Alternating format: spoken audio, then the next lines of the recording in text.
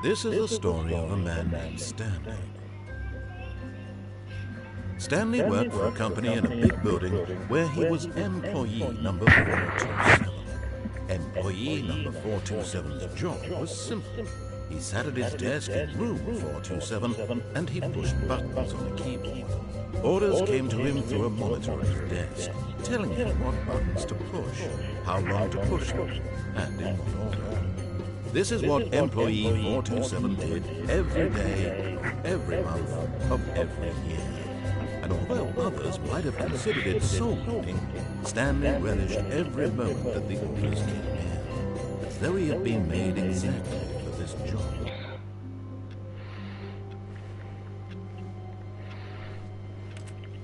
All of his co-workers were gone. What could it mean? Stanley decided to go to the meeting room. Perhaps he had simply missed a memo. No matter how hard Stanley looked, he couldn't find a trace of his co-workers.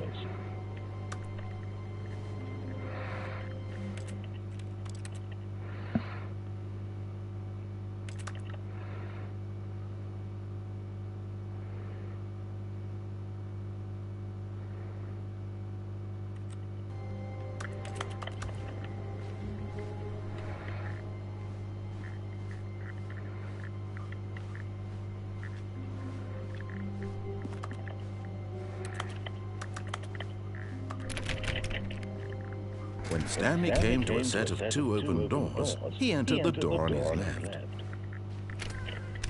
What's up, guys? Welcome to the stream. Welcome in, welcome in. Yet there was not a single person here either. Feeling a wave of disbelief, Stanley decided to go up to his boss's office. Stanley stepped into the broom closet, but there was nothing here, so he turned around and got back on track.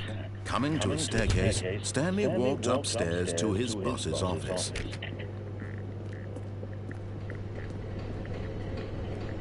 But Stanley just couldn't do it. He considered the possibility of facing his boss, admitting he had left his post during work hours. He might be fired for that. And in such a competitive economy, why had he taken that risk? All because he believed everyone had vanished. His boss would think he was crazy. And then something occurred to Stanley. Maybe, he thought to himself, maybe I am crazy. All of my co-workers blinking mysteriously out of existence in a single moment for no reason at all. None of it made any logical sense. And as Stanley pondered this, he began to make other strange observations. For example, why couldn't he see his feet when he looked down? Why did doors close automatically behind him wherever he went? And for that matter, these rooms were starting to look pretty familiar. Were they simply repeating? No, Stanley said to himself, this is all too strange. This can't be real. And at last, he came to the conclusion that had been on the tip of his tongue. He just hadn't found the words for it. I'm dreaming! He yelled. This is all a dream. Oh, what a relief Stanley felt to have finally found an answer, an explanation. His co-workers weren't actually gone. He wasn't going to lose his job. He wasn't crazy after all. And he thought to himself, I suppose I'll wake up soon. I'll have to go back to my boring real-life job pushing buttons. I may as well enjoy this while I'm still lucid. So, he imagined himself flying and began to gently float above the ground. Then he imagined himself soaring through space on a magical starfield, and it too appeared. It was so much fun, and Stanley marveled that he had still not woken up. How was he remaining so lucid? And dictating everything that I'm doing and thinking. Now the voice was describing itself being considered by Stanley, who found it particularly strange. I'm dreaming about a voice describing me, thinking about how it's describing my thoughts, he thought. And while he thought it all very odd and wondered if this voice spoke to all people in their dreams, the truth was that, of course... Sup guys, welcome in, welcome in, How welcome could in. it be? Was Stanley simply deceiving himself, believing that if he's asleep, he doesn't have to take responsibility for himself? Stanley is as awake right now as he's ever been in his life. Now, hearing the voice speak these words was quite a shock to Stanley. After all, he knew for certain, beyond a doubt, that this was in fact a dream. Did the voice not see him float and make the magical stars just a moment ago? How else would the voice explain all that? This voice was a part of himself too. Surely, if he could just... He would prove it. He would prove that he was in control, that this was a dream. So he closed his eyes gently, and he invited himself to wake up. He felt the cool weight of the blanket on his skin, the press of the mattress on his back, the fresh air of the world outside this one. Let me wake up, he thought to himself. I'm through with this dream. I wish it to be over. Let me go back to my job. Let me continue pushing the buttons. Please, it's all I want. I want my apartment, and my wife, and my job. All I want is my life exactly the way it's always been. My life is normal. I am normal. Everything will be fine. I am okay. God damn it. Stanley began screaming. Please, someone wake me up. My name is Stanley. I have a boss. I have an office. I am real. Please, just someone tell me I am real. I must be real. I must be. Can anyone hear my voice? Who am I? Who am I? And everything went black.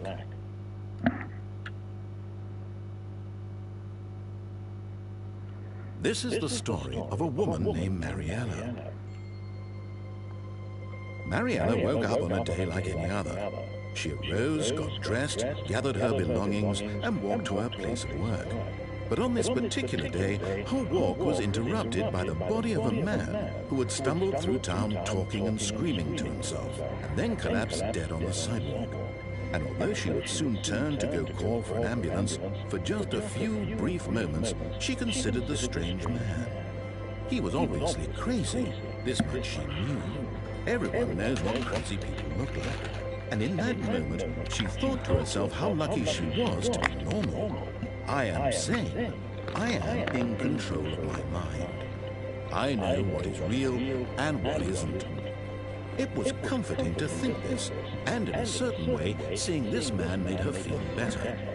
But then she remembered the meeting she had scheduled for that day. The very important people whose impressions of her would affect her career, and by extension, the rest of her life. She hadn't had time for this, so it was only a moment that she stood there, staring down at the body. And then she turned and ran.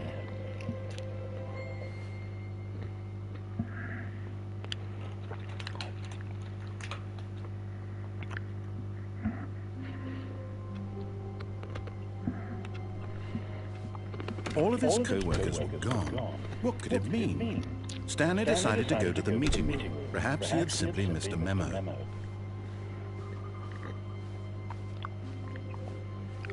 When Stanley came to a set of 2 open doors, he entered the door on his left. Yet there was not a single person here either.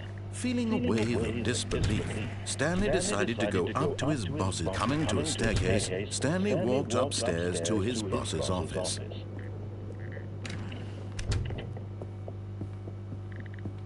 Stepping into his manager's office, Stanley was once again stunned to discover not an indication of any human life.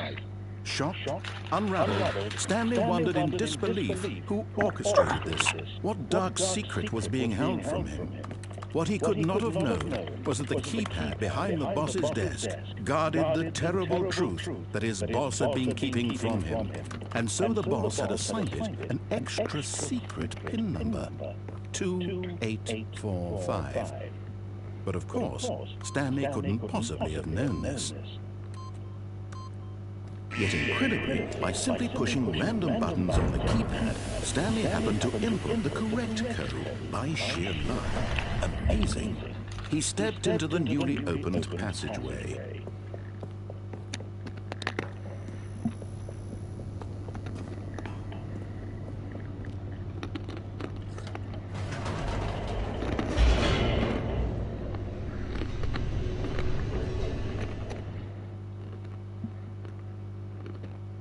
Descending deeper into the building, Stanley realized he felt a bit peculiar. It was a stirring of emotion in his chest, as though he felt more free to think for himself, to question the nature of his job. Why did he feel this now, when for years it had never occurred to him? This question would not go unanswered for long. Stanley walked straight ahead through the large door that read Mind Control Facility.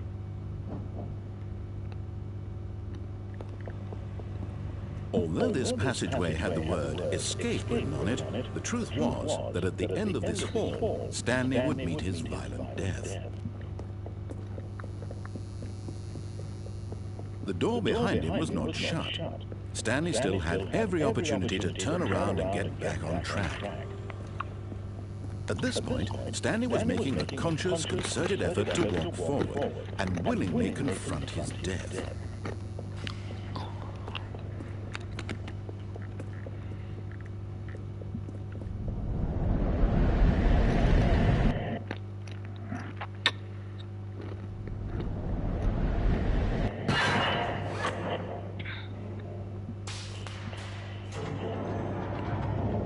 As the machine whirred into motion and Stanley was inched closer and closer to his demise, he reflected that his life had been of no consequence whatsoever. Stanley can't see the bigger picture. He doesn't know the real story, trapped forever in his narrow vision of what this world is. Perhaps his death was of no great loss, like plucking the eyeballs from a blind man. And so he resigned and willingly accepted this violent end to his brief and shallow life. Farewell, Stanley.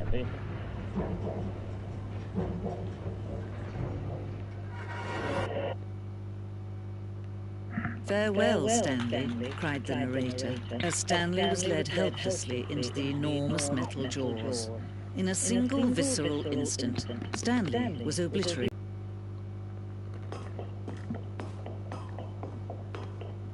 And yet it would be just a few minutes before Stanley would restart the game, back in his office, as alive as ever.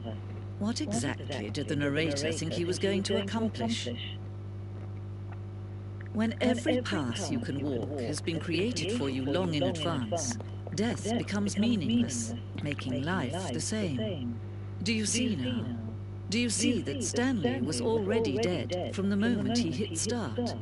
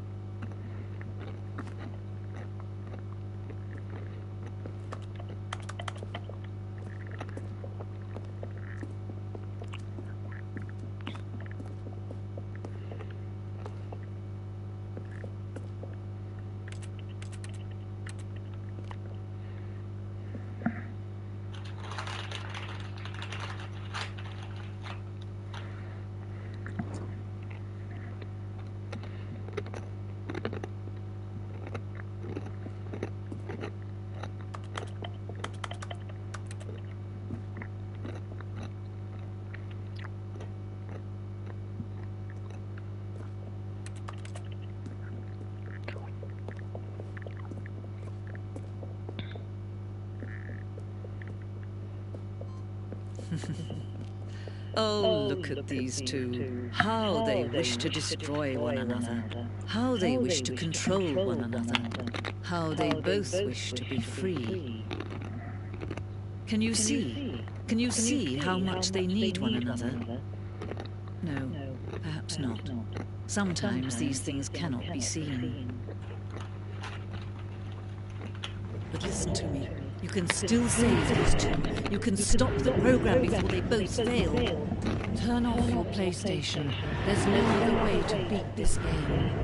As long as you move forward, you'll be walking someone else's path. Stop now and it'll be your only true choice. Whatever you do, choose it. Don't let time choose for you. Don't let...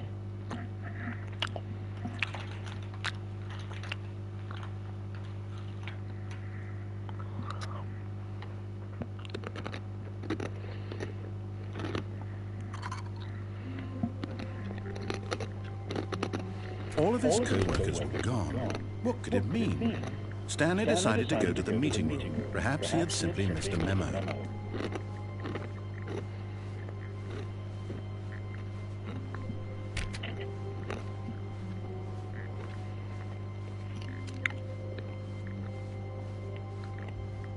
When Stanley came to a set of 2 open doors, he entered the door on his left. Yet there was not a single person here either. Feeling a wave of disbelief, Stanley decided to go up to his boss. Oh no, no, not again. I won't be part of it. Coming to a staircase, Stanley walked upstairs to his boss's office.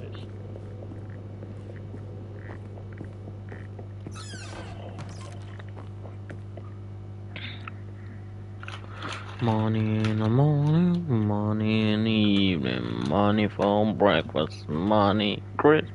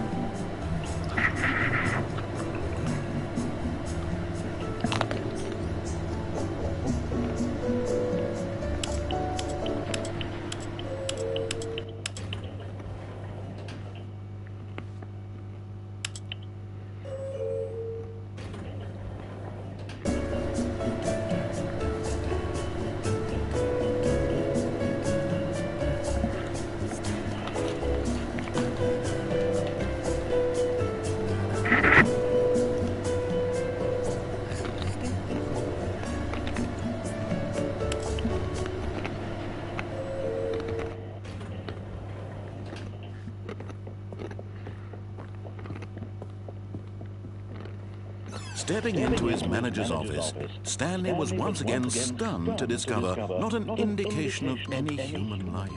What could it mean? Stanley wondered aloud to nobody. He began wildly tearing through papers on the boss's desk, pulling books off the shelf, looking behind paintings, desperate for clues to his situation. But his attention was caught by a keypad behind the boss's desk. What could its purpose be? In fact, this keypad guarded the terrible secret. Stanley couldn't possibly, yet incredibly, by simply pushing random buttons on the keypad, Stanley happened to input the correct code by sheer luck. Amazing. He stepped into the newly opened passageway.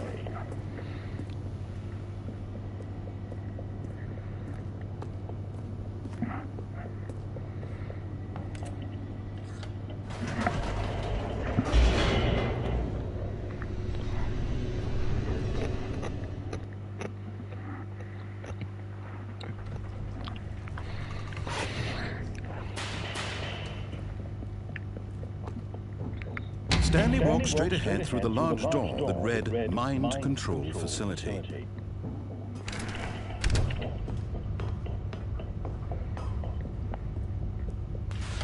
The lights rose on an enormous room packed with television screens. What horrible secret did this place hold? Stanley thought to himself. Did he have the strength to find out?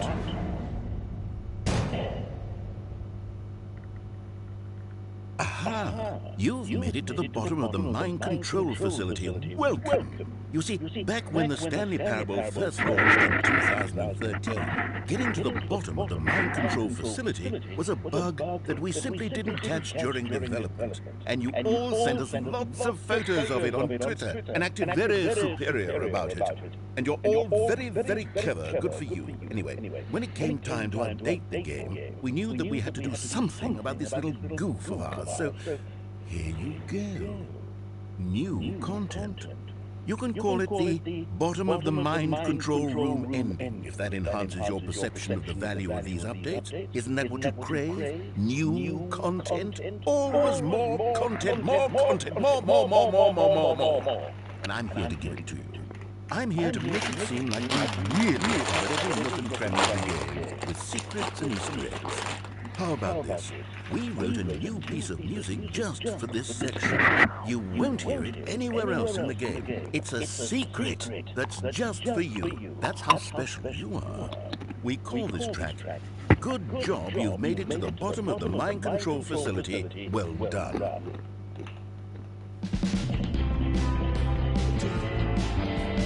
Good job, you did it. Good job.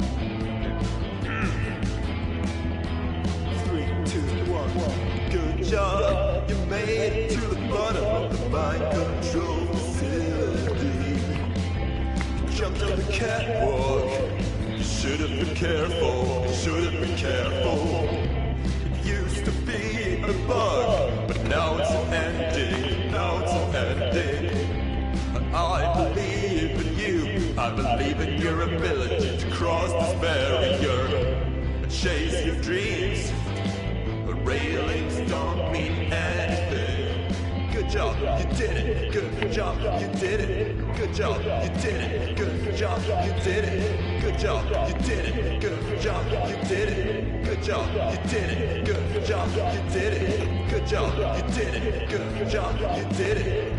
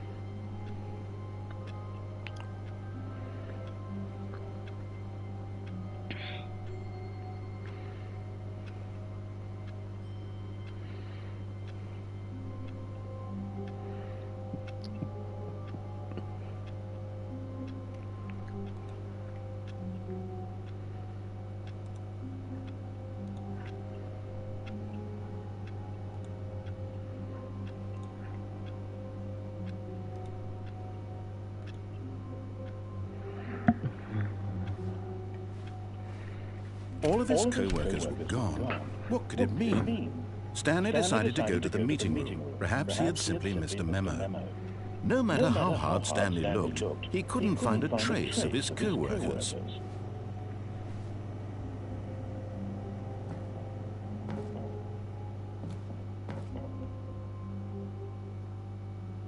At first, Stanley assumed he'd broken the map, until he heard this narration and realized it was part of the game's design all along.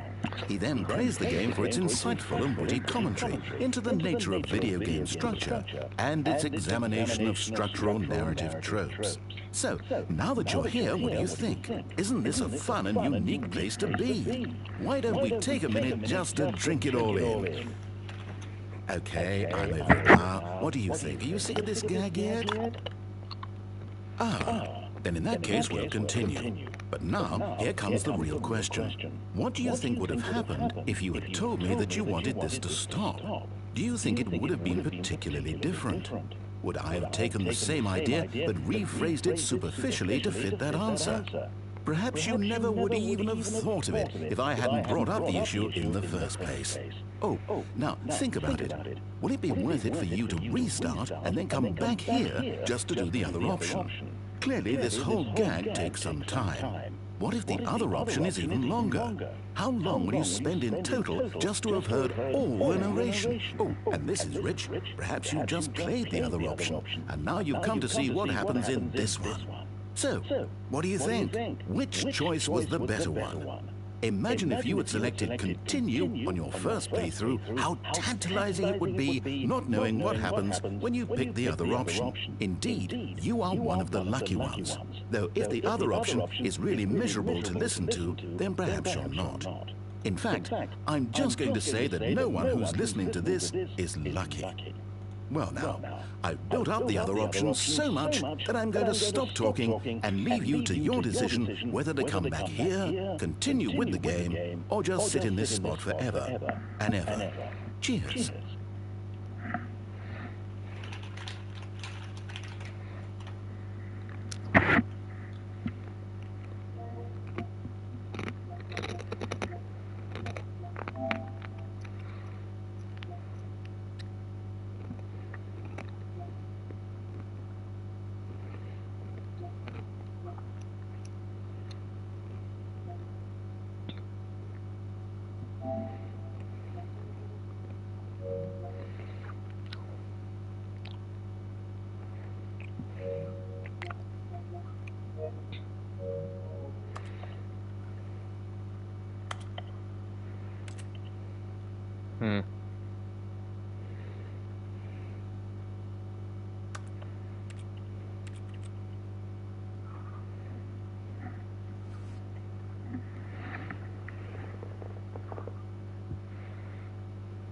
This is the story of a man named Stanley.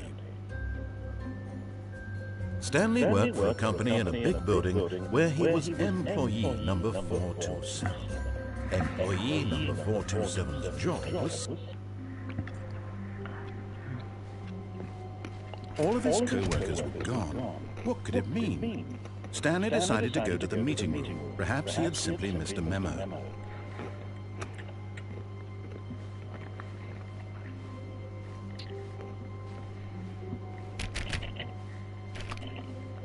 When Stanley came to a set of 2 open doors, he entered the door on his left.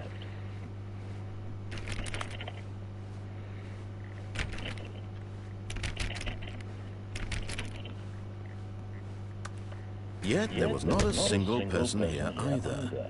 Feeling a wave of disbelief, Stanley walked upstairs to his boss's office.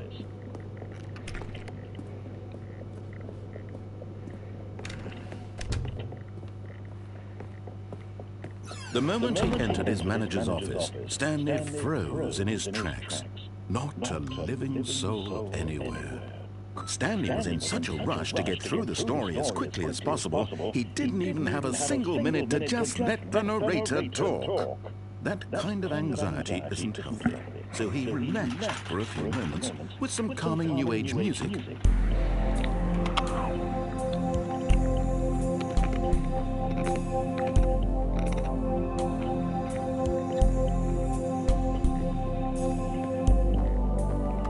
Feeling soothed and rejuvenated, Stanley calmly walked forward into the opened passageway.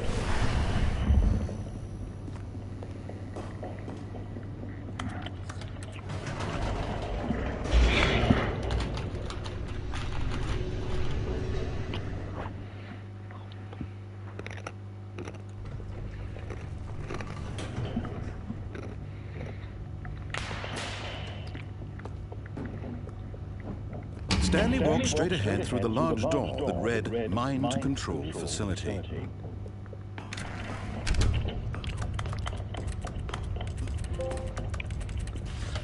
The lights rose on an enormous room packed with television screens. What horrible secret did this place hold? Stanley thought to himself. Did he have the strength to find out?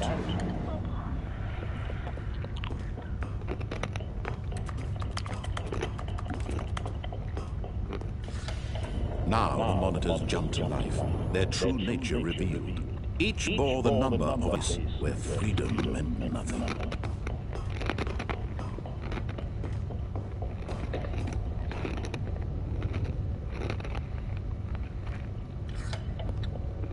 This mind control facility, it was too horrible to believe. It couldn't be true.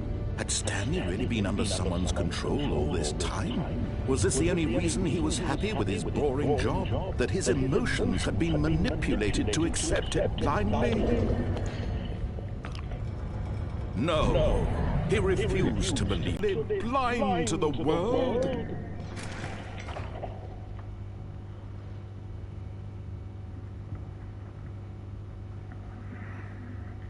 But here was the proof, the heart of the operation. Controls labeled with emotions, happy or sad or content. Walking, eating, working, all of it monitored and commanded from this very place. And as the cold reality of his past began to sink in, Stanley decided that this machinery would never again exert its terrible power over another human life. For he would dismantle the controls once and for all.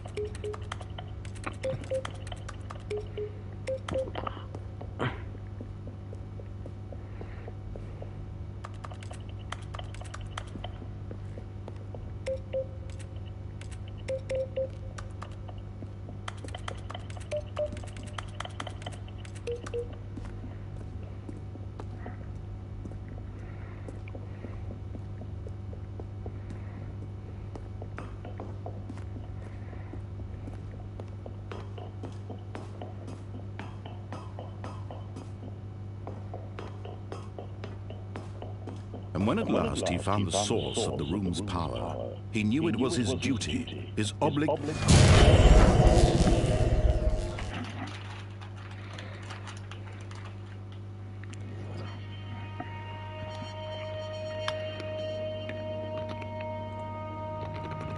Blackness and a rising chill of uncertainty. Was it over? Yes! He had won! He had defeated the machine, unshackled himself from someone else's command. Freedom was mere moments away. And yet, even as the immense door slowly opened, Stanley reflected on how many puzzles still lay unsolved. Where had his co-workers gone? How had he been freed from the machine's grasp? What other mysteries did this strange building hold? But as sunlight streamed into the chamber, he realized none of this mattered to him, for it was not knowledge or even power that he had been seeking, but happiness. Perhaps his goal had not been to understand, but to let go. No longer would anyone tell him where to go, what to do, or how to feel. Whatever life he lives, it will be his. And that was all he needed to know. It was perhaps the only thing worth knowing. Stanley stepped through the open door. Stanley felt the cool breeze upon his skin, the feeling of liberation, the immense possibility of the new path before him. This was exactly the way, right now, that things were meant to happen. And Stanley was happy.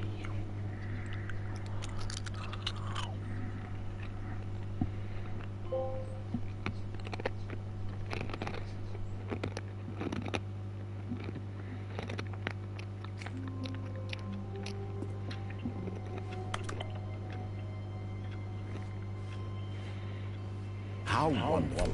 Stanley was alone. Finally. This is great, he thought to himself. This is what I've wanted all along. I got what I wanted. No matter how hard Stanley looked, he couldn't find a trace of his co-workers.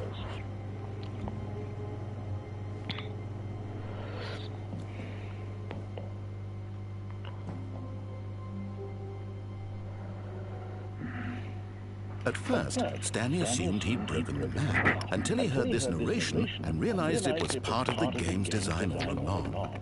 He then praised the game for its insightful and witty commentary into the nature of video game structure and its examination of structural narrative tropes. So, now that you're here, what do you think? Isn't this a fun and unique place to be? Why don't we take a minute just to drink it all in? Okay, I'm over it now. What do you think? Are you sick of this gag yet? Well, I don't know how to say this politely, but you could literally just restart the game any old time you want. Like, right now. You could have done it just then. Now would also be an appropriate time to quit. Any of these points and so many, many more, all of them are appropriate. I'm enjoying what seems to be an internal conflict going on where you are literally unable to act on your own desires to restart the game. So, just to push the envelope, I'm going to try and make this as miserable as possible.